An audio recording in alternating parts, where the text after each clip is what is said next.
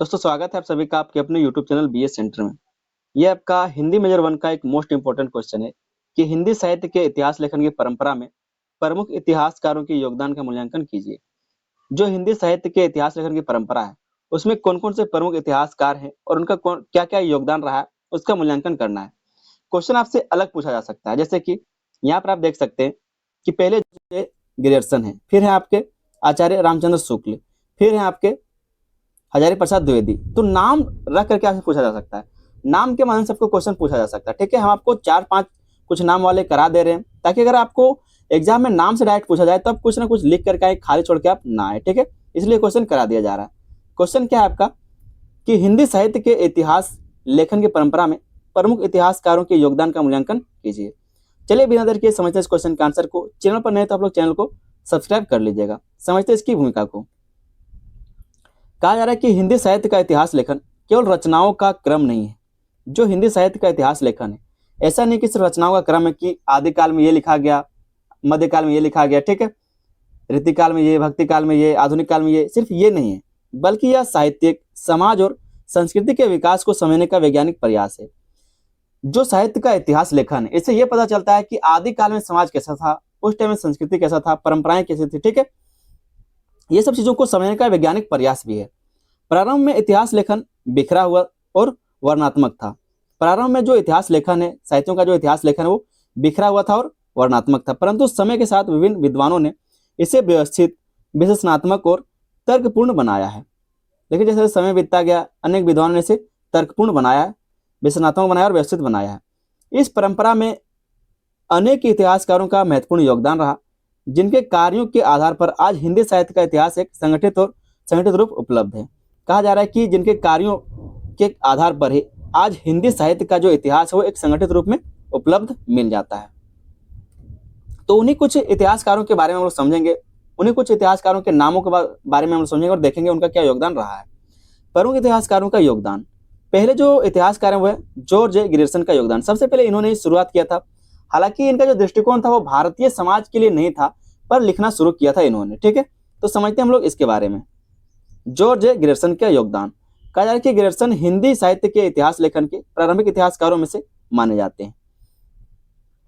उन्होंने पहली बार हिंदी साहित्य को व्यवस्थित रूप में प्रस्तुत करने का प्रयास किया और भाषा के आधार पर उसका वर्गीकरण किया, और जो भाषा थी उसके आधार पर इसका वर्गीकरण करना शुरू किया। क्या कहा जा रहा है कि जो हिंदी साहित्य है उसका इतिहास लिखना शुरुआत इसके द्वारा किया गया। वही कहा जा रहा है कि ग्रियर्सन हिंदी साहित्य के इतिहास लेखन के प्रारंभिक इतिहासकारों में माने जाते हैं। जो हिंदी साहित्य पहले लिखे गए थे वो कैसे कैसे, किन कारणों में, किन कालों में, किन युगों में कौन कौन से साहित्यकारों के द्वारा लिखा गया, क्या क्या लिखा गया, इन सब चीजों को लिखना शुरू किया इनके द्वारा। उन्होंने पहली बार हिंदी साहित्य को व्यवस्थित रूप में प्रस्तुत करने का प्रयास किया और भाषा के आधार पर उसका वर्गीकरण किया। और जो भाषा थी कि आदिकाल में कौन सी भाषाएं थी, फिर कौन सा भाषा आया, फिर कौन सा भाषा आया, फिर कौन सा भाषा आया, तो उसी के आधार पर इसको बांटना शुरू किया, वर्गीकरण करना शुरू किया। उनके कार्य इस दृष्टि से महत्वपूर्ण है कि उन्होंने इतिहास लेखन की नींव रखी। पहले कोई इसके बारे में नहीं लिख रहा था, सिर्फ साहित्य लिखे जा रहे थे, लेकिन साहित्यों का कोई इतिहास नहीं लिख रहा था। पहले क्या था, पहले लोग साहित्य लिखते थे लेकिन साहित्यों का कोई इतिहास नहीं लिखता था। ठीक है, कौन से टाइम में कौन सा साहित्य लिखा गया, क्या क्या लिखा गया, किसके बारे में लिखा गया, ये कोई नहीं लिखता था। तो इन्होंने ये चीज को शुरू किया। मूल्यांकन देख लेते हैं। कहा जा रहा है कि उनका दृष्टिकोण पाश्चात्य और भाषा विज्ञान अधिक था। कहा जा रहा है कि इनका जो दृष्टिकोण था वो पश्चिमी ज्यादा था और भाषा वैज्ञानिक ज्यादा था, इसलिए भारतीय सांस्कृतिक संदर्भों की गहराई कम दिखाई देती है। फिर भी उनका योगदान प्रारंभिक और मार्गदर्शक के रूप में अत्यंत महत्वपूर्ण है।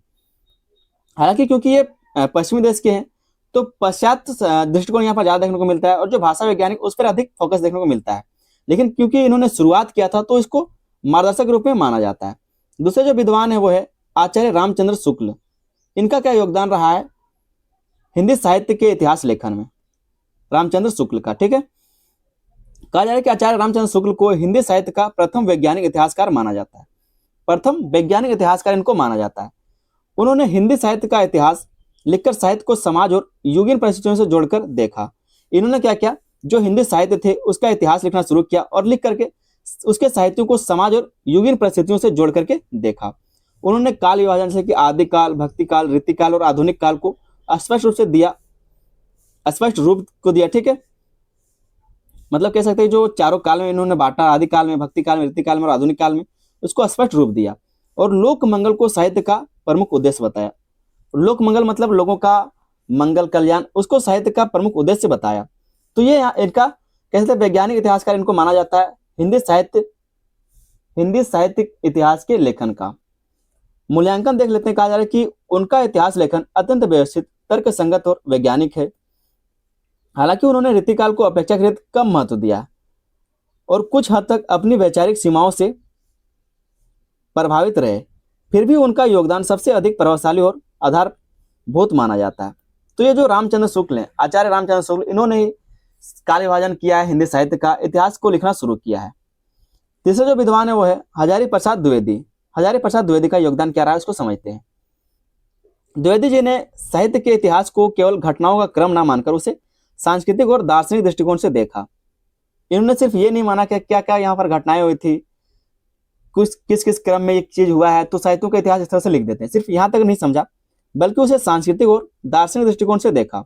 उन्होंने विशेष रूप से भक्ति काल का गहराई से विश्लेषण किया और उसे सांस्कृतिक भारतीय संस्कृति के रूप के व्यापक संदर्भ में समझाया। उन्होंने क्या किया, तो जो भक्ति काल का समय था उसको गहराई से विश्लेषण किया और भारतीय संस्कृति के व्यापक संदर्भ में उसको समझाया है। ठीक है, आगे इसका मूल्यांकन देख लेते हैं। कहा जा रहा है कि उनका दृष्टिकोण अधिक उदार, व्यापक और संतुलित है। उन्होंने इतिहास लेखन में मानवीय और सांस्कृतिक तत्वों को महत्व दिया। इन्होंने क्या किया, तो इतिहास लेखन में मानवीय और सांस्कृतिक तत्वों को महत्व दिया, जिससे इतिहास अधिक जीवंत और प्रभावशाली बना। मतलब इनके द्वारा जो साहित्यों का इतिहास लेखन किया गया, इन्होंने उसमें मानवीय चीजों को ज्यादा महत्व दिया और सांस्कृतिक चीजों को ज्यादा महत्व दिया है। चौथे विद्वान है रामविलास शर्मा का योगदान। जो रामविलास शर्मा है उनका क्या योगदान रहा है साहित्यों के इतिहास लेखन में। रामविलास शर्मा ने हिंदी साहित्य के इतिहास को मार्क्सवादी दृष्टिकोण से देखा। क्या कहा जा रहा है, इन्होंने क्या किया, तो मार्क्सवादी दृष्टिकोण से इसको देखा है। ठीक है, आगे इसमें कहा जा रहा है कि उन्होंने साहित्य को समाज की आर्थिक, सामाजिक और वर्गीय परिस्थितियों से जोड़कर विश्लेषण किया है। इन्होंने क्या किया, तो साहित्य को समाज की आर्थिक, सामाजिक और वर्गीय परिस्थितियों से जोड़कर के विश्लेषण किया है कि जो साहित्य जिस टाइम में लिखे गए उस टाइम में समाज कैसा था, जो वर्ग थे वो कैसा था और परिस्थितियां उस टाइम में कैसे थे। इनका मूल्यांकन कर लेते हैं। उनका दृष्टिकोण नई दिशा देता है और साहित्य को सामाजिक यथार्थ से जोड़ता है कि समाज उस टाइम में कैसा था। लेकिन कभी कभी उनका विश्लेषण एक पक्षीय भी प्रतीत होता है। कहा जा रहा है कि कभी कभी जो इनका विश्लेषण है वो एक पक्षीय भी देखने को मिलता है, मतलब लगता है। आगे दोस्तों लोग देख लेते हैं अन्य इतिहासकारों के योगदान। जो इनके अलावा अन्य इतिहासकार हैं, इनके क्या योगदान रहा है साहित्यों के इतिहास लेखन में। नंद दुलारे वाजपेयी ने साहित्य के सौंदर्य पक्ष और आलोचना को महत्व दिया है। डॉक्टर नगेंद्र ने आधुनिक आलोचना पद्धति और मनोविज्ञान दृष्टिकोण को अपनाया है। तो इस तरह से आप लोग नामों को बस याद रखेंगे, कुछ अपने से लिख दीजिएगा। इन दोनों का थोड़ा सा मूल्यांकन देख लेते हैं कि इन इतिहासकारों ने इतिहास लेखन को और अधिक विविध और समृद्ध बनाया तथा नई नई दृष्टियां प्रदान की। ये जो नए नए इतिहासकार आए, ये जो नए नए विद्वान आए, इन्होंने क्या किया, तो इतिहास लेखन को और अधिक विविध और समृद्ध बनाया और साथ में नई दृष्टियां भी प्रदान की। आगे एक समग्र मूल्यांकन देख लेते हैं। कह रहा है कि हिंदी साहित्य के इतिहास लेखन की परंपरा क्रमशः विकसित हुई है। मतलब इस तरह से विकसित हुआ है, प्रारंभ में यह वर्णनात्मक और सीमित थी। जब हिंदी साहित्य के इतिहास का लेखन किया जा रहा था, हिंदी साहित्य का इतिहास के बारे में बताया जा रहा था, तो प्रारंभ में जब इसका शुरुआत किया गया था तब प्रारंभ में सिर्फ वर्णनात्मक था, मतलब क्या है क्या नहीं सिर्फ इसी के बारे में बताया जाता था। फिर आए शुक्ल जी ने इसे वैज्ञानिक और व्यवस्थित बनाया। फिर जो रामचंद्र शुक्ल इन्होंने व्यवस्थित तरीके से इसको वैज्ञानिक तरीके से बताया। द्विवेदी जी ने इसे सांस्कृतिक गहराई दी। जब द्विवेदी जी आए तो इन्होंने बताया कि जो साहित्य है वो संस्कृति, उस टाइम के संस्कृति समाज को दर्शाता है। फिर आधुनिक जो इतिहासकार है उन्होंने इसमें समाज शास्त्रीय, मनोवैज्ञानिक और मार्क्सवादी दृष्टिकोण को जोड़ दिया। तो इस तरह से इसका कह सकते हैं कि विकास हुआ है हिंदी साहित्य लेखन के इतिहास का। इस प्रकार यह परंपरा समय के साथ अधिक व्यापक, गहन और बहुआयामी बनती है। तो इस तरह से आप लोग छोटा सा आंसर को लिख लीजिएगा और एक छोटा सा निष्कर्ष भी जरूर लिख लीजिएगा। ठीक है, निष्कर्ष में आप लोग लिख सकते हैं कि हिंदी साहित्य के इतिहास लेखन में विभिन्न इतिहासकारों को योगदान अत्यंत महत्वपूर्ण और पूरक रहा है। प्रत्येक इतिहासकार ने अपने दृष्टिकोण से साहित्य को समझने और समझाने का प्रयास किया, जिससे इतिहास लेखन समृद्ध और विविधतापूर्ण बन गया। जिससे क्या है, तो जो इतिहास लेखन है इससे इसका जो इतिहास है वो अधिक समृद्ध और विविधतापूर्ण बने, क्योंकि अलग अलग इतिहासकारों ने अपने अपने तरीके से इसको बताया है। तो उम्मीद करते हैं दोस्तों क्वेश्चन का आंसर आपको समझ में आया होगा। चैनल पर नए तो आप लोग चैनल को सब्सक्राइब जरूर कर लीजिएगा। वीडियो पसंद आए तो वीडियो पर लाइक कर दे, अपने दोस्तों में इसको शेयर भी कर देना। प्लेलिस्ट हम आप लोग के लिए बना दें, जो आपका हिंदी मेजर 1 है, कंप्लीट तैयारी हम पहले से करवा चुके हैं, प्लेलिस्ट बना दिए। लिंक आपको इसी वीडियो के डिस्क्रिप्शन में देखने को मिल जाएगा, तो एक बार जाके चेक कर लीजिएगा और अपने दोस्तों तक भी प्लेलिस्ट का जो लिंक है उसको शेयर कर दीजिएगा, ठीक है, ज्यादा से ज्यादा उसको शेयर करना है। ये आपका हिंदी मेजर 1 का क्वेश्चन था। मिलते हैं दोस्तों हम लोग किसी अगले वीडियो में, तब तक के लिए धन्यवाद। जय हिंद।